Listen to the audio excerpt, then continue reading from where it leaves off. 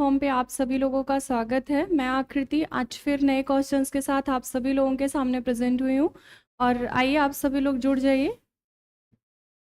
क्या हुआ ma'am, 10 minute late हो गई। क्लास सेट हो रहा था भैया आपका, ठीक है, क्लास ही सेट हो रहा था। आइए आप लोग जुड़ जाइए, क्लास आपका स्टार्ट हो गया है, लाइव हो चुके हैं हम। आप सभी लोगों के सामने स्क्रीन पे पहला क्वेश्चन भी रिप्रेजेंट है।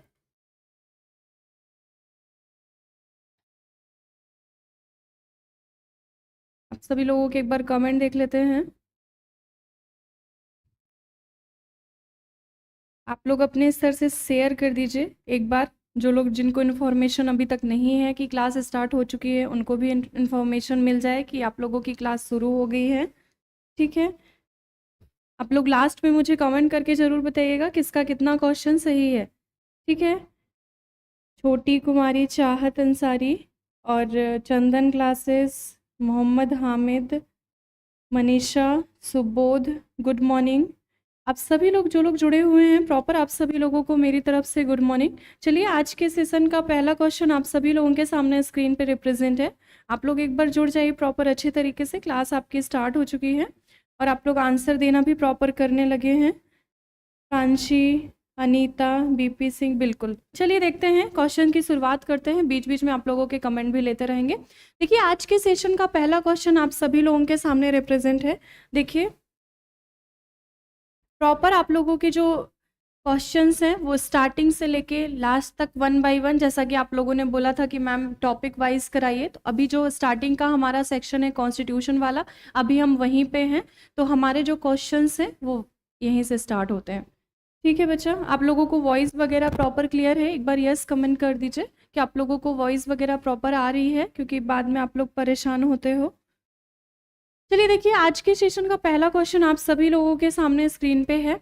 किस भाग को संविधान की आत्मा कहते हैं? यहाँ पे आपसे भाग पूछा है, क्वेश्चन को बहुत अच्छे से समझना है क्योंकि भाग को भी कहा गया है। तो भारतीय संविधान के किस भाग को संविधान की आत्मा कहते हैं? सबसे पहले तो ये स्टेटमेंट देखिए कि पहला ही स्टेटमेंट आप देखिए कि जो संविधान की आत्मा है, ठीक है, संविधान की आत्मा, ये किसको कहा गया है? प्रस्तावना को कहा गया है। अगर आपसे यहीं पे क्वेश्चन पूछे कि जो संविधान की आत्मा है ये किस भाग को कहते हैं, तो आपका आंसर हो जाएगा ऑप्शन सी सही हो जाएगा, प्रस्तावना। बट यहाँ पे आप ये भी याद रखिए कि ये स्टेटमेंट कहा किसने है? संविधान की जो प्रस्तावना है इसे संविधान की आत्मा किसने कहा है? तो यहीं पे आप लोग इसको मेंशन कर लीजिए। संविधान की आत्मा प्रस्तावना को किसने कहा है? पंडित ठाकुरदास भार्गव ने कहा है। पंडित ठाकुरदास भार्गव। कई बार ये भी पूछ लेता है कि संविधान की प्रस्तावना को आत्मा किसने कहा है, तो ये नाम भी याद रखिएगा। इसी के साथ संविधान की प्रस्तावना को परिचय पत्र की संज्ञा भी दी गई है। ठीक है, दूसरा स्टेटमेंट आप लोग देखिएगा, संविधान की प्रस्तावना को परिचय पत्र की संज्ञा। आप लोग भी कमेंट करके बताइए कि परिचय पत्र की संज्ञा किसने दी है? परिचय पत्र की संज्ञा किसने दी है? अभी हम यहाँ पे प्रस्तावना की बात कर रहे हैं, ठीक है। संविधान की प्रस्तावना को अगर परिचय पत्र की संज्ञा देखें तो किसने बोला है? N.A. पालकीवाला ने। इसी के साथ आप तीसरा स्टेटमेंट देख लीजिए, राजनीतिक कुंडली। अगर आपसे पूछे कि संविधान की राजनीतिक कुंडली किसे कहा गया है? प्रस्तावना को, क्योंकि हम यहाँ पे किसका जिक्र कर रहे हैं? प्रस्तावना का। तो राजनीतिक कुंडली किसने कहा है? ये आपका कहा है K.M. मुंशी ने। ठीक है, ये स्टेटमेंट भी आप लोग याद रखिएगा। तो संविधान की आत्मा प्रस्तावना को किसने कहा है? पंडित ठाकुरदास भार्गव ने। परिचय पत्र की संज्ञा किसने दी है? N.A. पालकीवाला ने दी है। और संविधान की प्रस्तावना को परिचय पत्र की संज्ञा किसने दी है? N.A. पालकीवाला ने दी है। और यहीं पे एक और आप लोग देख लीजिएगा, संविधान की कुंजी किसने कहा है? ठीक है, संविधान की कुंजी, संविधान की कुंजी, प्रस्तावना की बात कर रहे हैं यहाँ पे। संविधान की प्रस्तावना को कुंजी किसने कहा है? अर्नेस्ट बार्कर ने कहा है।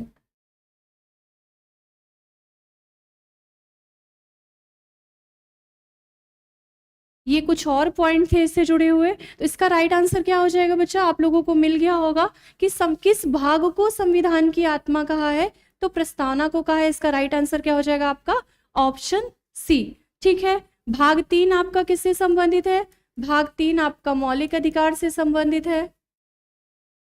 ये भी पूछ लेता है कि संविधान का भाग 3 किससे संबंधित है या मौलिक अधिकार किस भाग में है। तो दोनों तरह से आपको याद रखना है कि मौलिक अधिकार किस भाग में है, भाग 3 में है, या भाग 3 किससे संबंधित है, मौलिक अधिकार से संबंधित है। भाग 4 किससे संबंधित है, राज्य के नीति निर्देशक तत्वों से संबंधित है, राज्य के नीति निर्देशक तत्वों से संबंधित है।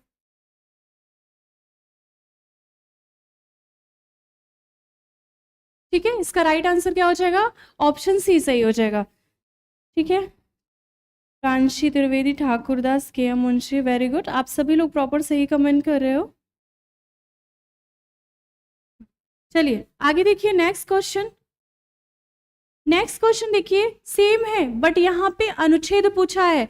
आपको क्वेश्चन को बहुत अच्छे से समझना है। देखिए यही इजी क्वेश्चन ना, भाग दे दिया साथ में, अनुच्छेद दे दिया साथ में, तो हम कंफ्यूज हो जाते हैं।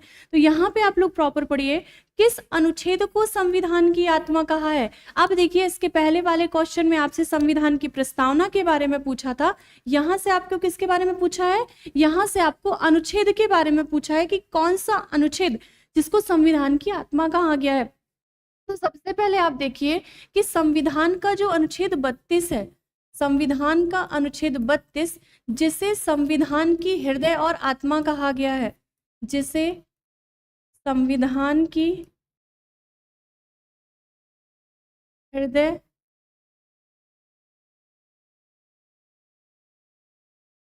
और आत्मा कहा गया है। ये किसने कहा है, ये आपका डॉक्टर भीमराव अंबेडकर ने कहा है, डॉक्टर भीमराव अंबेडकर ने। ठीक है, तो ये भी याद रखिएगा, संविधान किस अनुच्छेद को, तो आपको आंसर मिल गया होगा आर्टिकल 32। इसका राइट आंसर क्या हो जाएगा, ऑप्शन बी, आर्टिकल 32, जिसे डॉक्टर भीमराव अंबेडकर ने संविधान की हृदय और आत्मा कहा है। अब ये अनुच्छेद 32 किससे संबंधित है, तो यहीं पे आप लोग लिख लीजिए, संवैधानिक उपचारों के अधिकार से। संवैधानिक, ये आर्टिकल इंपॉर्टेंट भी है आपका, संवैधानिक उपचारों के अधिकार से।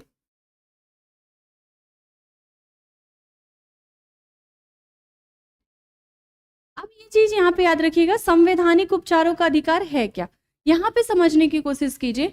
आपके मूल संविधान में 7 मौलिक अधिकार थे, वर्तमान में कितने मौलिक अधिकार हैं, 6 मौलिक अधिकार है।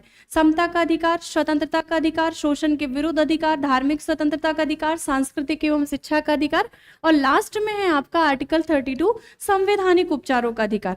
अब ये संवैधानिक उपचारों का अधिकार है क्या, इसे समझते हैं। अगर आपको कुछ भी नहीं समझ में आ रहा तो आपको ये सेंटेंस तो पढ़ना आ रहा है ना, अब इसी को शब्दों का अर्थ समझने की कोशिश कीजिए। यहाँ पे लिखा है संवैधानिक उपचारों का अधिकार, आप अगर इसके शाब्दिक अर्थ को देखें तो संविधान के द्वारा उपचार किया गया है आपके अधिकारों का। क्लियर है, संवैधानिक उपचारों का अधिकार का मतलब होता है संविधान के द्वारा उपचार किया गया है किसका, आपके अधिकारों का। जैसे हम सब बीमार हो जाते हैं तो कहाँ जाते हैं उपचार के लिए, डॉक्टर के पास जाते हैं। इसी तरह से अगर आपके मौलिक अधिकारों का मतलब समता का अधिकार, स्वतंत्रता का अधिकार, शोषण के विरुद्ध अधिकार, धार्मिक स्वतंत्रता का अधिकार, सांस्कृतिक एवं शिक्षा का अधिकार, अगर किसी भी मौलिक अधिकारों का आपका क्या हो रहा है, उल्लंघन हो रहा है, हनन हो रहा है, तो आप इस अनुच्छेद के तहत, अनुच्छेद 32 के तहत सीधे कहां जा सकते हैं, सीधे आप सुप्रीम कोर्ट जा सकते हैं। मतलब आपके अधिकारों के लिए ये एक हॉस्पिटल का काम कर रहा है सुप्रीम कोर्ट। यही तो हुआ, जब हम बीमार हो जाते हैं तो कहां जाते हैं, हॉस्पिटल जाते हैं। इसी तरह से जब आपके अधिकारों का उल्लंघन होगा, हनन होगा, तो आप कहां जाएंगे, आप सुप्रीम कोर्ट जाएंगे आर्टिकल 32 के तहत। तो संविधान के द्वारा उपचार किया गया है आपके अधिकारों का, ये है आपका आर्टिकल 32। इंपॉर्टेंट आर्टिकल है, इसे आप लोग बहुत अच्छे से याद रखिएगा। ठीक है, आगे देखिए, तो इसका राइट आंसर क्या हो जाएगा आपका, ऑप्शन बी सही हो जाएगा। आगे देखिए, 1946 में गठित अंतरिम सरकार में डॉक्टर राजेंद्र प्रसाद किस विभाग के मंत्री थे? यहाँ पे आपको बताना है जो डॉक्टर राजेंद्र प्रसाद थे इनको कौन सा मंत्रालय दिया गया था 1946 में जब आपकी अंतरिम मंत्रिमंडल गठित हुई थी। जैसे प्रेजेंट टाइम पे आप देखिएगा ना, लोकसभा का जब इलेक्शन होगा उसके बाद विभागों का बंटवारा होगा कि रक्षा मंत्री कौन है, विदेश मंत्री कौन है, रेलवे मंत्री कौन है, इस तरह से विभागों का बंटवारा होगा। तो आपको बताना है कि जब 1946 में गठित अंतरिम मंत्रिमंडल थी तो इस समय राजेंद्र प्रसाद को कौन सा मंत्रालय दिया गया था? आप लोग प्रॉपर कमेंट कर रहे हैं। चाहत अंसारी 3 का सी, गोयल सी, खाद्य और कृषि कल्पना सी,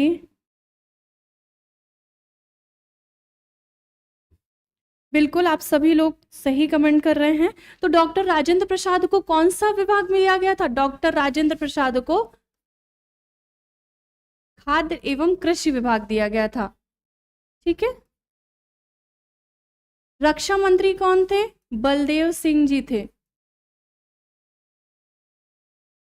रक्षा मंत्री किसको दिया गया था? बलदेव सिंह जी को दिया गया था। विदेशी मामले एवं राष्ट्रमंडल ये जवाहरलाल नेहरू जी को, पंडित जवाहरलाल नेहरू, ये भी देख लीजिएगा। तो इसका राइट आंसर क्या हो जाएगा? ऑप्शन सी हो, सही हो जाएगा। क्लियर है? जो बच्चे सी कमेंट कर रहे थे बिल्कुल सही है। आगे देखिए, बलदेव सिंह रक्षा मंत्री थे। वेरी गुड, सही आप लोग कर रहे हो। आगे देखिए, इसका थर्ड का राइट आंसर हो जाएगा ऑप्शन सी।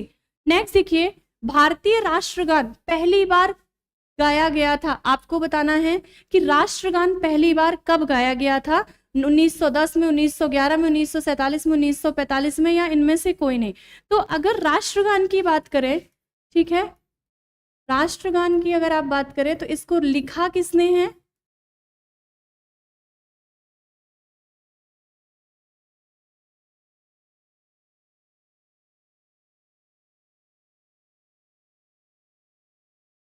रविन्द्रनाथ टैगोर ने। इन्होंने किस भाषा में, अगर आप मूल रूप से देखें तो बांग्ला भाषा में लिखा है, आमार सोनार बांग्ला के नाम से। किस नाम से लिखा है? आमार सोनार बांग्ला।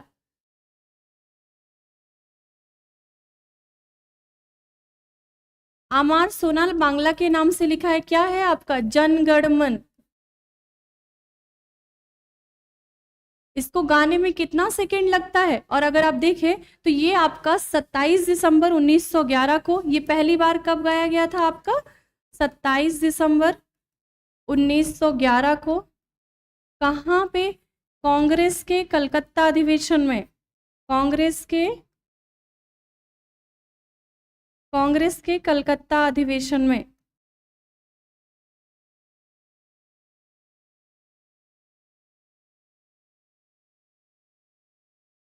ठीक है।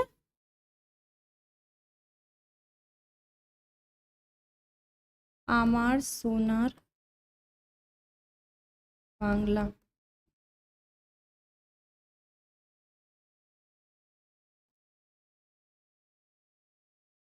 क्लियर है बच्चा? तो इसका राइट आंसर आपको मिल गया होगा। ये कुछ पॉइंट भी हैं जिन्हें आप लोग देख लीजिएगा।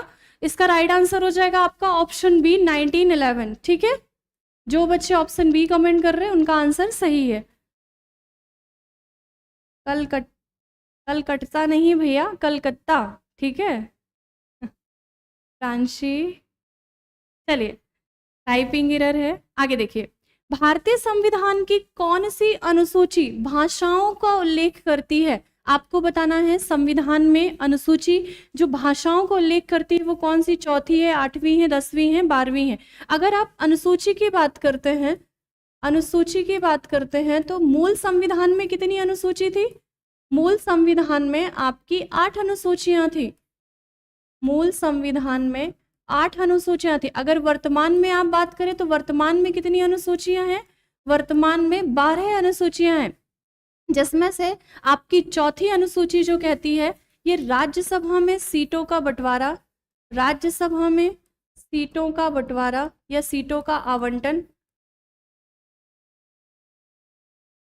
मतलब कहने का है किस राज्य की राज्यसभा में कितनी सीटें होंगी, ये आपकी कौन सी अनुसूची बताती है? चौथी अनुसूची बताती है। फिर आपकी 8वीं अनुसूची जो है ये किससे संबंधित है? भाषाओं से संबंधित है। 10वीं अनुसूची आपकी किससे संबंधित है? दल बदल से संबंधित है। दल बदल, इसको आप ऐसे भी याद रख सकते हैं, 10वीं में किसका उच्चारण हो रहा है? दा का उच्चारण हो रहा है, और दा से क्या बोलोगे आप? दल बदल बोलोगे, ठीक है। 10वीं में किसका उच्चारण हो रहा है? दा का उच्चारण हो रहा है, और दा से क्या हो जाएगा आपका? दल बदल। 12वीं में आपका हो जाएगा नगर पंचायत। 11वीं में गा से ग्राम पंचायत, फिर ग्राम पंचायत के बाद आपका नगर पंचायत, ठीक है। तो अब भाषाओं का पूछा है, तो इसका राइट आंसर क्या है? Option B. मूल संविधान में कितनी भाषाएं थी? मूल संविधान में कितनी भाषाएं थी, ये भी याद कर लीजिए, यहां से भी क्वेश्चन आपका बन जाता है। मूल संविधान में आपकी 14 भाषाएं थी। वर्तमान में अगर आप देखें तो कितनी भाषाएं हैं? वर्तमान में आप देखें तो कितनी भाषाएं हैं? 22 भाषाएं हैं। तो इसका राइट आंसर क्या हो जाएगा आपका? ऑप्शन बी हो जाएगा। क्लियर है? आगे देखिए, सूची 1 को सूची 2 से मिलाना है आपको, और बताना है कि कौन सा कथन सही है। आपको कि आपने किस देश के संविधान से क्या क्या लिया है, इसके बारे में आपको बात करनी है। राज्य के नीति निर्देशक तत्व, अगर आप राज्य के नीति निर्देशक तत्वों को देखें तो ये आपने किस देश के संविधान से लिया है? आयरलैंड के संविधान से दिया है। भारतीय संविधान का भाग 4 राज्य के नीति निर्देशक तत्वों को क्या करता है? रिप्रेजेंट करता है। मौलिक अधिकार आपने कहाँ से लिया है? मौलिक अधिकार आपने संयुक्त राज्य अमेरिका से लिया है। अब थोड़ा सा मिलाइए, देखिए तीसरा चौथा, ये देखिए जब मैच दीज के फॉर्मेट में आता है तो अगर एक से मिल जाए तो कई बार कितना अच्छा लगता है ना, कि वाह नहीं पता है बाकी का तो भी हम लोग कर ले रहे हैं।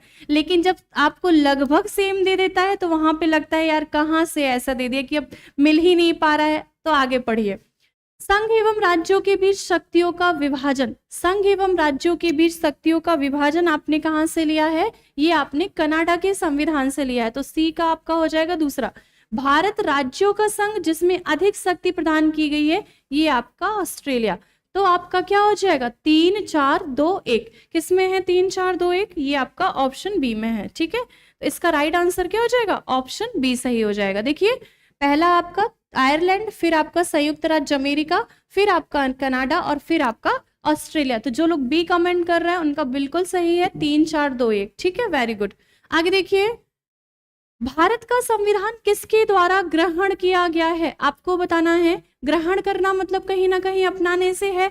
तो हमारा जो संविधान है ये किसके द्वारा अपनाया गया है? आप लोग मुझे बताइए। गवर्नर जनरल के द्वारा, ब्रिटिश संसद के द्वारा, संविधान सभा के द्वारा, भारत की संसद के द्वारा। तो आप सभी लोगों को मैंने कल की क्लास में बताया था संविधान सभा। तो आपका जो संविधान है वो किसके द्वारा अपनाया गया है या किसके द्वारा ग्रहण किया गया है? ये आपका संविधान सभा के द्वारा ग्रहण किया गया है। ऑप्शन सी इसका क्या हो जाएगा? सही हो जाएगा। जो बच्चे सी कमेंट कर रहे हैं बिल्कुल सही कमेंट कर रहे हैं, ठीक है। आगे देखिए, स्वतंत्रता, समानता और भ्रातृत्व, स्वतंत्रता, समानता और भ्रातृत्व की प्रेरणा कहाँ से आई है? आपके भारतीय संविधान में विदेशी स्रोतों को भी समाहित किया गया है, लेकिन इसका मतलब ये नहीं है कि आपने सारी चीजें विदेशों के संविधान से ली है, कुछ आपका खुद का भी है।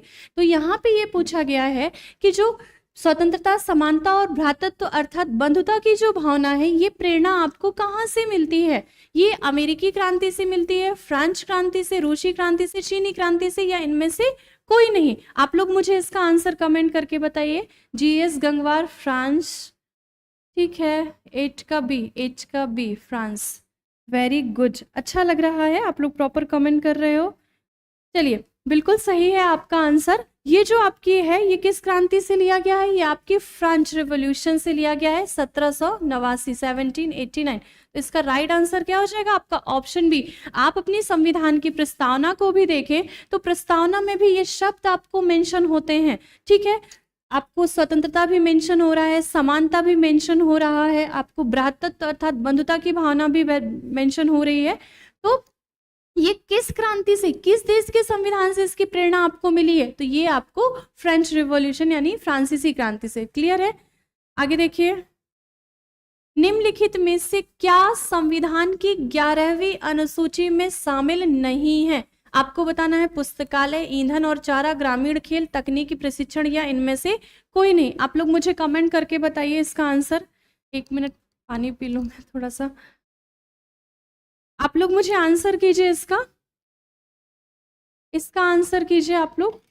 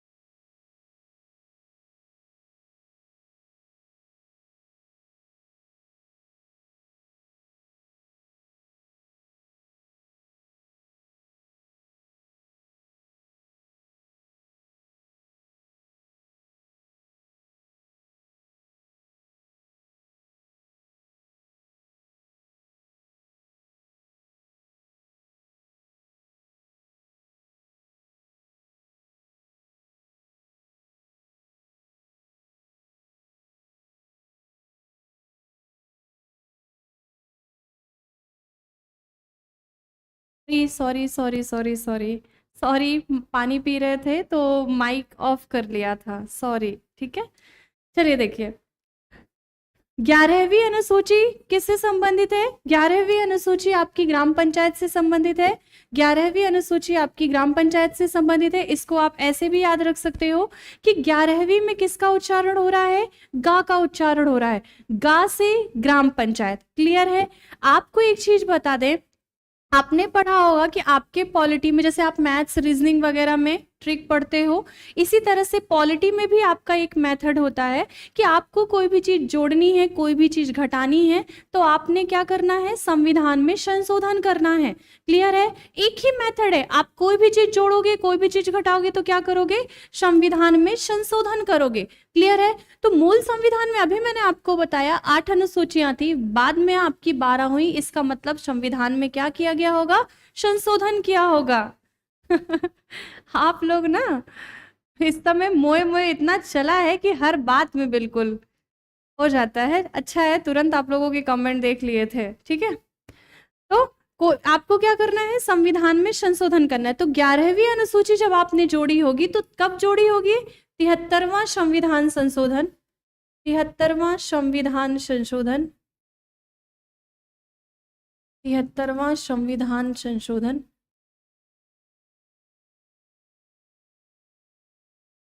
1992, 93, 92 में विधेयक लाया, 93 में लागू हुआ। ठीक है, अब देखिए जरा, इसमें विषय कितने हैं? ग्राम पंचायत के कितने विषय होते हैं? आप लोग मुझे कमेंट करके जल्दी से बताइए, ग्राम पंचायत के कितने विषय होते हैं, या ग्राम पंचायत के कितने विषयों को शामिल किया गया है?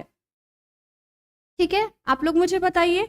उन्हीं विषयों में से आपका जो विषय है ग्रामीण खेल, ठीक है, 11वीं अनुसूची में जो ग्रामीण खेल है ये आपका शामिल नहीं किया गया है। क्लियर है? तो इस बाकी पुस्तकालय आपका शामिल है, ईंधन और चारा आपका शामिल है, ग्रामीण खेल शामिल नहीं है। ठीक है, तो आपसे क्या पूछा है? नहीं पूछा है ना, तो इसका राइट आंसर क्या हो जाएगा? ऑप्शन सी सही हो जाएगा। ठीक है, कौन सा शामिल नहीं है? तो ग्रामीण खेल शामिल नहीं है। ग्राम पंचायत के कितने विषय शामिल है? आप लोग मुझे कमेंट करके बताइए। 29 विषय। वेरी गुड, आप सभी लोगों का बिल्कुल सही जवाब आ रहा है। 29 विषय, वेरी गुड, आप सभी लोगों का सही जवाब है। तो इसमें ग्राम पंचायत के कितने विषय होते हैं? 29 विषय। नगर पंचायत के कितने विषय होते हैं? 18 विषय। क्लियर है बच्चा? इसका राइट आंसर क्या हो जाएगा? ऑप्शन सी सही हो जाएगा, ग्रामीण खेल। ये कुछ बातें हैं, ये भी आपकी इंपॉर्टेंट है। ये 11वीं अनुसूची है, किससे संबंधित? ग्राम पंचायत से गा का उच्चारण हो रहा है तो ग्राम पंचायत। क्लियर है? आगे देखिए, राज्य के लिए अनिवार्य तत्व आपको बताना है कि किसी राज्य के निर्माण के लिए अनिवार्य तत्व कौन कौन से हैं। इसको समझिए पहले, आप लोग इसका आंसर आप लोग भी देते जाइए, ठीक है? इसको समझिए। आपसे क्वेश्चन यहाँ पे पूछा है कि मान लीजिए यहाँ पे राज्य से तात्पर्य क्या है? देश से है। यहाँ पे राज्य से तात्पर्य देश से है। आपको किसी राज्य का निर्माण करना है या किसी देश का निर्माण करना है, तो ऐसे कौन से तत्व हैं जो आपके जरूरी हैं, नेसेसरी हैं, जिनके बिना आप किसी राज्य की संकल्पना भी नहीं कर सकते? तो आप जानते होंगे कि अगर हमें कहीं पे राज्य बनाना है तो 4 तत्वों का होना आवश्यक होता है। सबसे पहले आपका जरूरी है क्षेत्र, क्षेत्र के बाद जरूरी है आपका जनसंख्या, ठीक है? क्षेत्र के बाद क्या जरूरी है? जनसंख्या। इसके बाद आपका जरूरी है सरकार, और इसके बाद जरूरी है आपका संप्रभुता। क्या जरूरी है? संप्रभुता। क्लियर है? किसी भी राज्य के निर्माण के लिए इन 4 तत्वों का होना बहुत ज्यादा आवश्यक है। कैसे? समझिए इसको, एक एग्जाम्पल से समझिए। सरकार की भाषा में बाद में समझिएगा, पहले एक छोटे से एग्जाम्पल से समझिए। जैसे मान लीजिए आपको जहाँ पे रह रहे हो, कई बार होता है ना हमारा खुद का घर हो, तो आपके पिताजी को खुद का घर बनवाना है। तो आपके पिताजी ने घर बनवाना है तो सबसे पहले क्या लेंगे? जमीन लेंगे, मतलब क्षेत्र लेंगे। जमीन ले लिया, घर बन गया। उस घर का क्या अस्तित्व जब तक उसमें जनसंख्या ही नहीं है, मतलब जनसंख्या इन द सेंस आप लोग नहीं है। क्या ऐसे घर का कोई अस्तित्व है जहां पे लोग ही ना रहे? तो जमीन के बाद, क्षेत्र के बाद क्या जरूरी है? जनसंख्या। अब आप देखिए कि आपके पिताजी कुछ रूल एंड रेगुलेशन भी बनाते होंगे घर में, तो वही काम करती है सरकार का। और उसके बाद आपके पिताजी के पास ये शक्ति होती है कि वो ये निर्णय ले सकते हैं। तो इसी तरह से आप राज्यों के संदर्भ में भी समझिए, किसी देश के निर्माण के लिए सबसे मोस्ट इंपॉर्टेंट फैक्टर होता है क्षेत्र, जगह, लैंड। किसी देश का निर्माण करना है, आपके पास क्षेत्र ही नहीं है, जगह ही नहीं है, तो ऐसे राज्य का कोई अस्तित्व है? नहीं। फिर इसके बाद आपने जगह ले लिया, आपके पास रहने के लिए लोग ही नहीं है, जनसंख्या ही नहीं है, उस देश का भी कोई अस्तित्व नहीं है। फिर इसके बाद क्षेत्र हो गया, जनसंख्या हो गया। इस जनसंख्या में आपस में अराजकता ना फैले, आपस में हिंसा आदि जैसी घटनाएं ना घटित हो, तो क्या जरूरी है? इसको मेंटेन करने के लिए, चीजों को बैलेंस करने के लिए किसका होना जरूरी है? सरकार का होना जरूरी है। अब ये बताइए, संप्रभुता का अर्थ समझिए। संप्रभुता का मतलब होता है स्वतंत्र निर्णय लेने की शक्ति। संप्रभुता का मतलब क्या होता है? स्वतंत्र निर्णय लेने की शक्ति। इस सरकार का कोई अस्तित्व है अगर इसके पास संप्रभुता ना हो? तो आपका भारत भी क्या है? संप्रभुता संपन्न देश है। तो इसलिए ये 4 फैक्टर आप लोग ध्यान रखिएगा। तो अब देखिए जरा, इसका आंसर आपको मिल गया होगा। जनसंख्या भी है, सरकार भी है, संप्रभुता भी है और भूभाग भी है। तो आपके चारों ही तत्व सही है। तो इसका आंसर हो जाएगा 1 2 3 4, ऑप्शन डी सही हो जाएगा। क्लियर है सभी का? आप लोगों में जो लोग आंसर दिए हो सही है, और अगर किसी को नहीं था तो आप लोग प्रॉपर समझ लीजिएगा। यहां तक सभी को क्लियर है?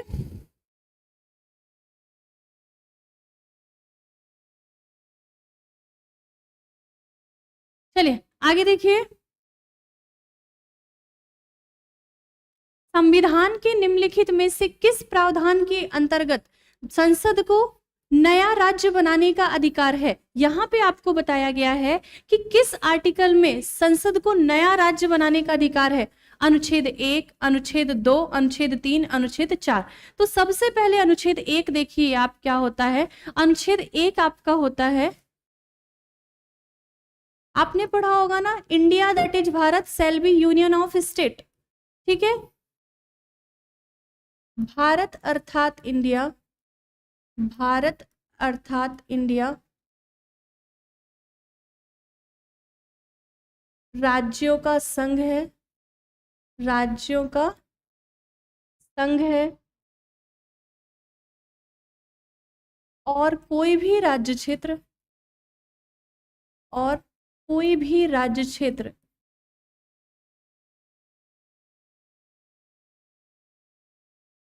भारतीय संघ से, भारतीय संघ से अलग होने का दावा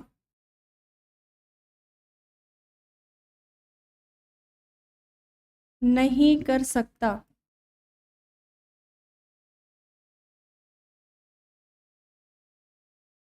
ये आपका क्या कहता है? आर्टिकल 1 कहता है। आर्टिकल 1 कहता है India that is Bharat shall be union of state. Bharat अर्थात इंडिया राज्यों का संघ होगा और कोई भी राज्य क्षेत्र भारत संघ से अलग होने का दावा नहीं कर सकता है। मतलब आपका जो भारत है जिसमें 28 राज्य और 8 केंद्र शासित प्रदेश हैं, ये राज्यों का संघ है। और अगर कोई राज्य बोले कि हम भारतीय संघ से, जैसे मान लीजिए उत्तर प्रदेश बोले कि हम अलग होना चाहते हैं, या मध्य प्रदेश बोले हम अलग होना चाहते हैं, तो भारतीय संघ से अलग नहीं हो सकता है। क्लियर है?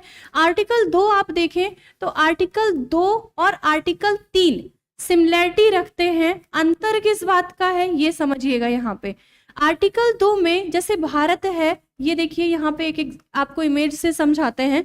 देखिए आर्टिकल 2 में भी राज्यों के निर्माण की बात की गई है, शामिल होने की बात की गई, लेकिन आर्टिकल 2 और 3 में अंतर समझिएगा। अब कंफ्यूज मत होइएगा। आर्टिकल 2 और 3 में एक चीज आपको समझाते हैं, यहाँ पे एरो समझिएगा ना।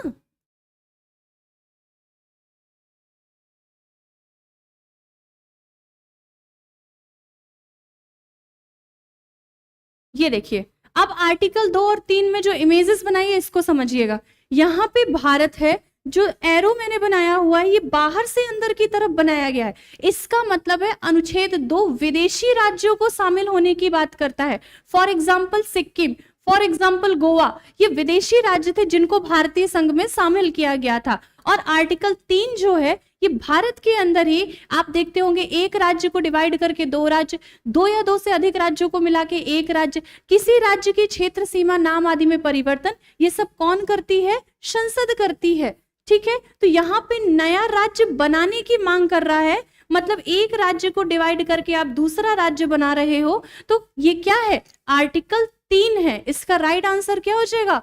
ऑप्शन सी सही हो जाएगा। एग्जाम्पल में आप देख सकते हैं, जैसे मध्य प्रदेश से छत्तीसगढ़, यूपी से आपका, सॉरी हाँ यूपी से आपका उत्तराखंड, ठीक है, बिहार से झारखंड, ये जो एग्जाम्पल है ये इसी के हैं। फिर किसी राज्य की क्षेत्र सीमा नाम आदि में परिवर्तन, जैसे आपके उत्तर प्रदेश को पहले संयुक्त प्रांत बोलते थे, मध्य प्रदेश को मध्य प्रांत बोलते थे, ओडिशा को उत्कल बोलते थे। ये सब क्या है? ये आर्टिकल 3 के एग्जाम्पल है। ये देखिए मैंने इसमें एग्जाम्पल में बताया है, एक राज्य को डिवाइड करके 2 राज्य, 2 या 2 से अधिक राज्यों को मिला के 1 राज्य, किसी राज्य की क्षेत्र सीमा नाम आदि में परिवर्तन कौन करती है? संसद करती है। ठीक है, तो इसमें आंसर मिल गया होगा आपको, ऑप्शन सी सही हो जाएगा। क्लियर है? अब कंफ्यूज मत होइएगा। आर्टिकल 2 और 3 सिमिलैरिटी रखते हैं, अंतर किस बात का है? आर्टिकल 2 में आपके विदेशी राज्यों को शामिल होने की बात करता है, फॉर एग्जाम्पल सिक्किम, गोवा, और इसमें आपका आर्टिकल 3 में भारत के अंदर ही राज्य, जैसे मध्य प्रदेश से छत्तीसगढ़, आपका उत्तर प्रदेश से उत्तराखंड, बिहार से झारखंड। फिर नाम में परिवर्तन, जैसे संयुक्त प्रांत बोलते थे आप लोग उत्तर प्रदेश को मध्य प्रांत बोलते थे, ओडिशा को उत्कल बोलते थे। ये एग्जाम्पल आपके इसके हैं। तो इसका राइट आंसर क्या हो जाएगा? ऑप्शन सी सही हो जाएगा। आगे देखिए, नए राज्यों की गठन की शक्ति किसके पास है? ये अभी मैंने आपको बताया। नए राज्यों की जो गठन की शक्ति होती है ये किसके पास होती है? संसद के पास होती है। यहीं पे ये एक चीज और याद रखिएगा, संसद किस बहुमत के माध्यम से करती है? आप लोग भी मुझे कमेंट करके बताइए कि ये सारी चीजें किस बहुमत के माध्यम से होती हैं। साधारण बहुमत के माध्यम से होती हैं या विशेष बहुमत के माध्यम से होती हैं? किसी राज्य का डिवाइड करके 2 या 2 से अधिक राज्य को मिला के 1 राज्य, एक राज्य को डिवाइड करके 2 राज्य, किसी राज्य की क्षेत्र सीमा नाम आदि में परिवर्तन संसद किस बहुमत के माध्यम से करती है? तो याद रखिएगा, साधारण बहुमत के माध्यम से करती है, सिंपल मेजॉरिटी। ठीक है, इसको याद रखिएगा आप लोग, ये क्वेश्चन भी आपका पूछा गया है। तो इसका राइट आंसर हो जाएगा ऑप्शन ए। आगे देखिए, संविधान के प्रथम अनुच्छेद के अनुसार भारत है राज्यों का समूह, राज्यों का फेडरेशन, कन्फेडरेशन या यूनियन। तो अभी मैंने आप लोगों को आर्टिकल 1 रिप्रेजेंट किया था, क्या? भारत अर्थात इंडिया राज्यों का संघ है, राज्यों का संघ मतलब यूनियन।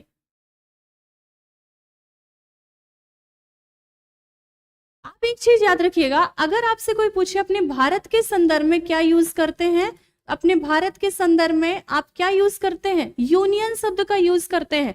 इसको एक चीज समझिएगा, यहाँ पे देखिए यहाँ पे क्या है, आंसर आपका हो जाएगा ऑप्शन डी सही हो जाएगा। अब आपसे क्वेश्चन एक चीज समझिएगा, अगर आप हिंदी प्रोनाउंसिएशन की बात करें तो संघ का मतलब आपका यूनियन और फेडरल,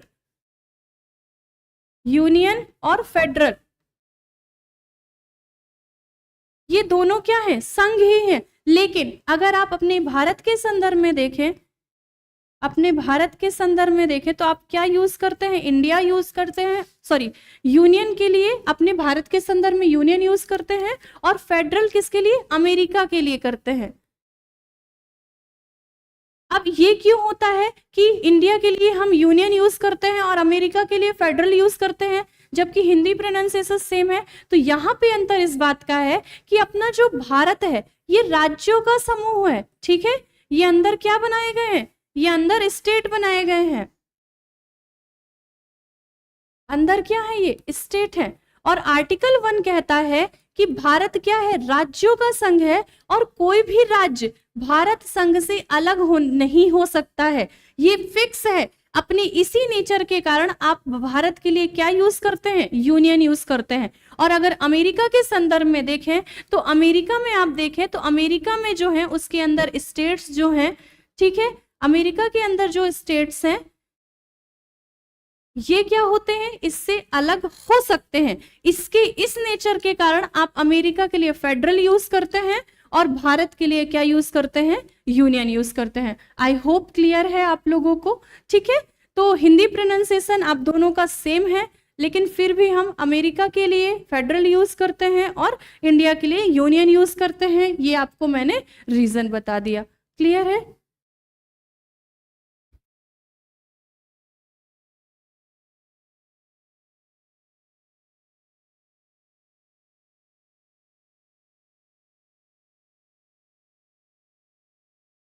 आगे बढ़े, इसका राइट आंसर क्या हो जाएगा, ऑप्शन डी। आगे देखिए, भारतीय संघ के अंतर्गत किसी राज्य को मिलाने का अधिकार किसके पास है, ये शायद क्वेश्चन रिपीट हो गया है, ऑप्शन सी सही है, ठीक है। आगे देखिए, ये देखिए, आंध्र प्रदेश एक भाषाई राज्य के रूप में गठित किया गया है 1950 में, 53 में, 56 में, 1961 में, ठीक है।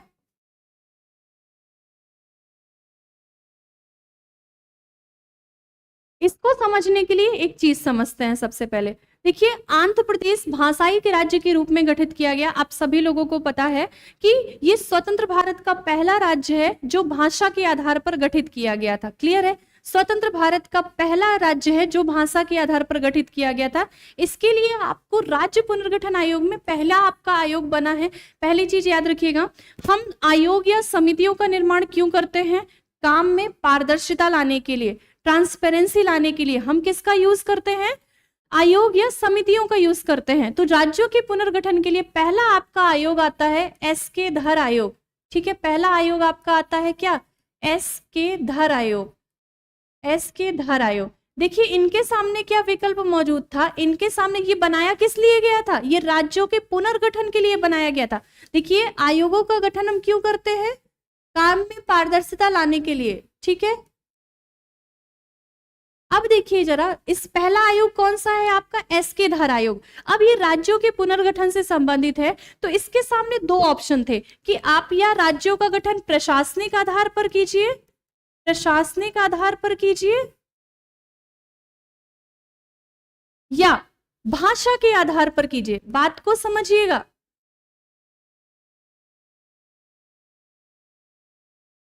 मान लीजिए कोई एक समिति बनाई आपने एस.के. धर, ठीक है। इनके पास विकल्प है, ये किस लिए बनाई गई है, देखिए राज्यों के पुनर्गठन से संबंधित है।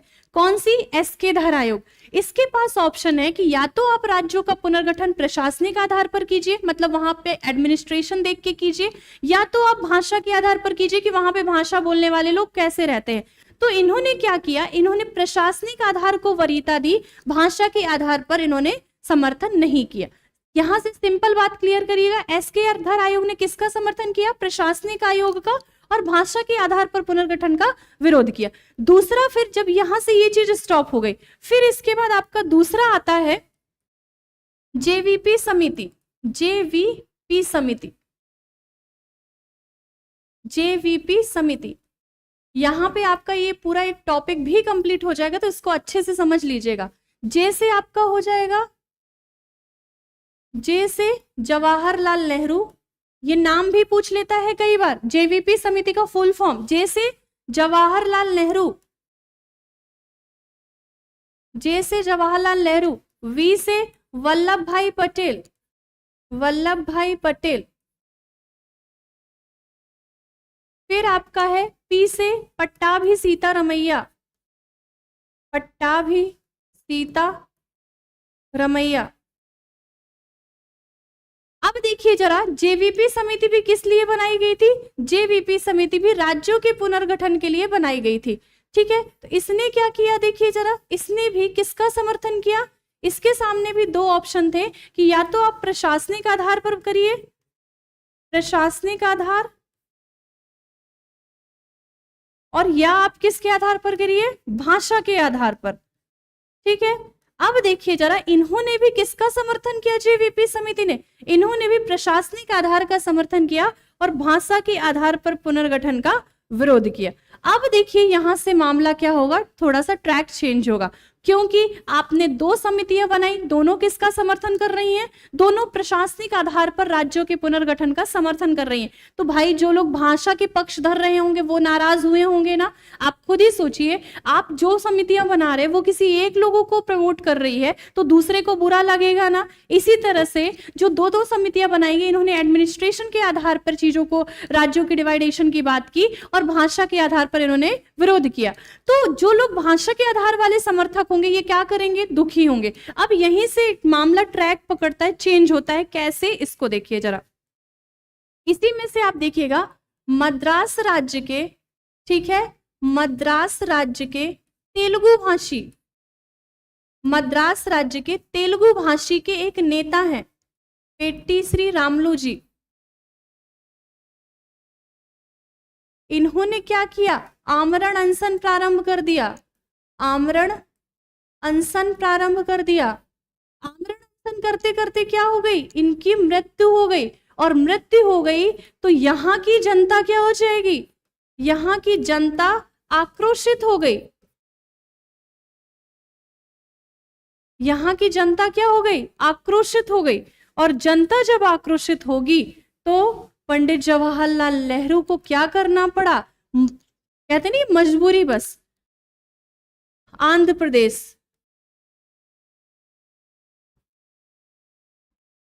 भाषा के आधार पर गठित होने वाला, भाषा के आधार पर, भाषा के आधार पर गठित होने वाला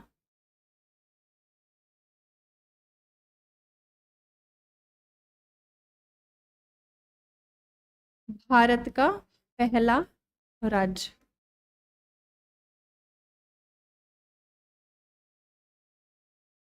स्वतंत्र भारत में।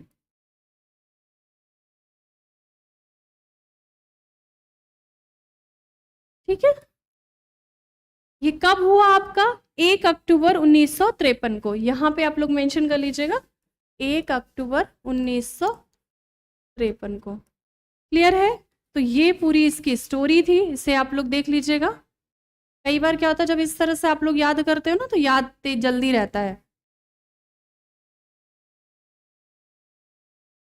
यहां पे देखिए, मद्रास राज्य के तेलुगु भाषियों ने एक, जो जैसे आप अपनी बात का समर्थन करते हैं तो देखिए मिल के करते हैं ना, कोई एक लीडर उभर के आएगा, आप सब लोग उसका समर्थन करेंगे। इसी तरह से जो भाषा के पक्षधर थे उनमें से एक नेता थे पेट्टी श्री रामलू जी थे। ये आमरण अनशन करते करते क्या हो गई? इनकी मृत्यु हो गई। और आप जरा सोचिए, हमारे बीच का कोई एक व्यक्ति अगर किसी चीज को प्रमोट कर रहा है फेवर में और उसकी मृत्यु हो जाएगी तो जो उसके सपोर्टर्स होंगे वो दुखी होंगे ना।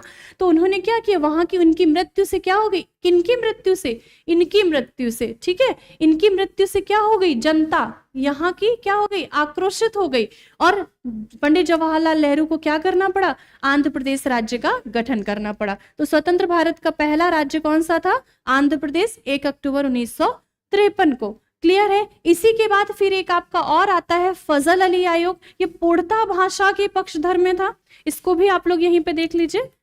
फिर तीसरा आपका आता है फजल अली आयोग, ये भी किससे संबंधित है, ये भी आपका राज्यों के पुनर्गठन से संबंधित है।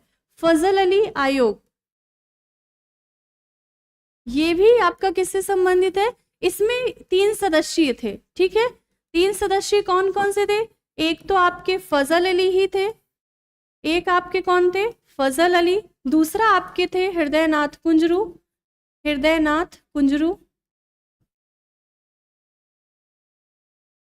तीसरे थे आपके के.एम. पनिक्कर।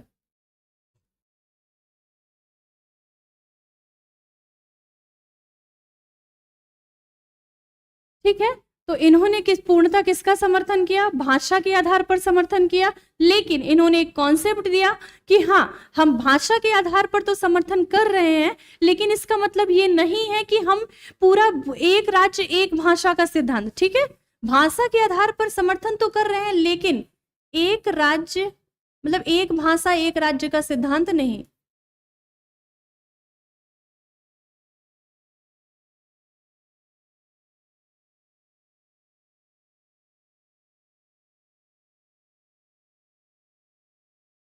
मतलब कहने का है कि हम भाषा के आधार पर तो राज्यों का गठन करने के सपोर्ट में है, लेकिन ये नहीं है कि मान लीजिए महाराष्ट्र है तो उस महाराष्ट्र में सिर्फ मराठी बोलने वाले लोग रहेंगे, पंजाब है तो सिर्फ पंजाबी बोलने वाले लोग रहेंगे, गुजरात है तो सिर्फ गुजराती बोलने वाले लोग रहेंगे, और भाषा बोलने वाले लोग भी निवास कर सकते हैं। ठीक है, तो ये आपका है, इसको देख लीजिएगा। तो इसका आंसर, ये स्टोरी भी आप लोग मेंशन कर लीजिएगा, याद कर लीजिएगा, ये भी याद कर लीजिएगा कि किसमें कितने, इनका फुल फॉर्म देख लीजिएगा ये। तो इसका आंसर क्या हो जाएगा आपका 1953 सही हो जाएगा, 1 अक्टूबर 1953। क्लियर है, आगे देखिए। अब देखिए इसका आंसर आप लोग तेजी से दे लेंगे। निम्नलिखित में से कौन 1953 में गठित राज्य पुनर्गठन आयोग में फजल आयोग में संबंधित नहीं है, आपको बताना है। फजल अली तो थे, के.एम. पानिक्कर भी थे, हृदयनाथ कुंजरू भी थे, पट्टाभी सीतारामैया नहीं थे। यहाँ पे फजल अली आयोग की बात कर रहा है, और फजल अली आयोग में आपके कौन कौन से 3 मेंबर्स शामिल थे, फजल अली थे, हृदयनाथ कुंजरू थे और के.एम. पानिक्कर थे। ठीक है, तो इसका राइट आंसर क्या हो जाएगा, ऑप्शन सी। नहीं पूछा है ना, तो कौन नहीं थे, ये नहीं थे, इसका राइट आंसर क्या हो जाएगा, ऑप्शन सी सही हो जाएगा।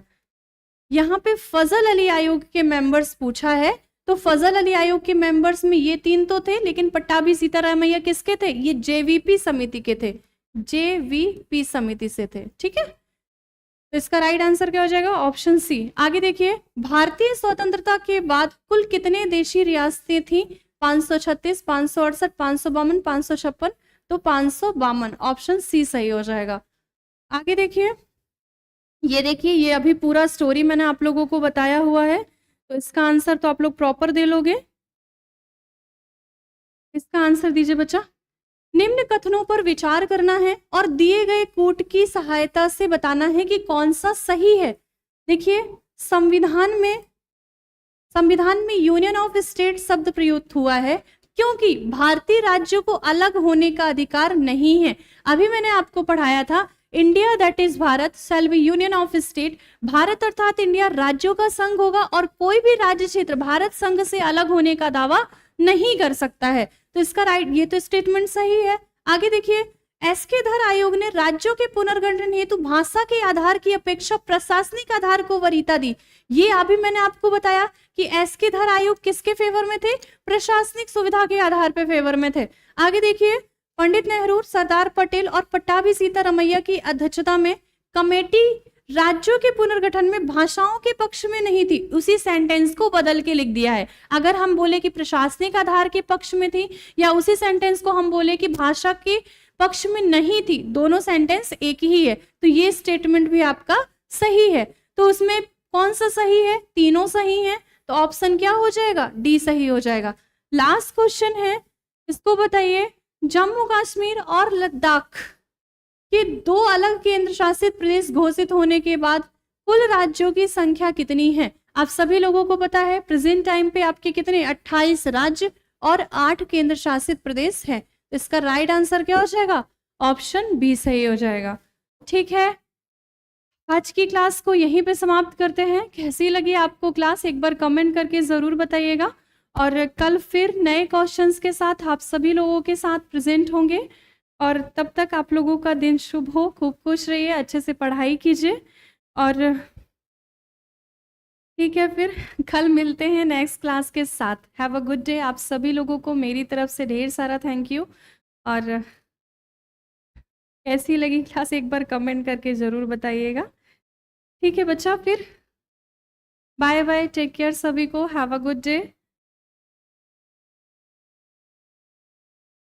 शैलेंद्र, छोटी, शालिनी, वेद शर्मा, SI बुलबुल, GS, कुसुम, अनीता, इशिता, कांशी, सुबोध, राजा, चंदन, मनीषा, आप सभी लोगों को ढेर सारा थैंक यू इतना प्यार बनाए रखने के लिए। चलिए मिलते हैं फिर नेक्स्ट क्लास में आप सभी लोगों के साथ। हैव अ गुड डे आप सभी को।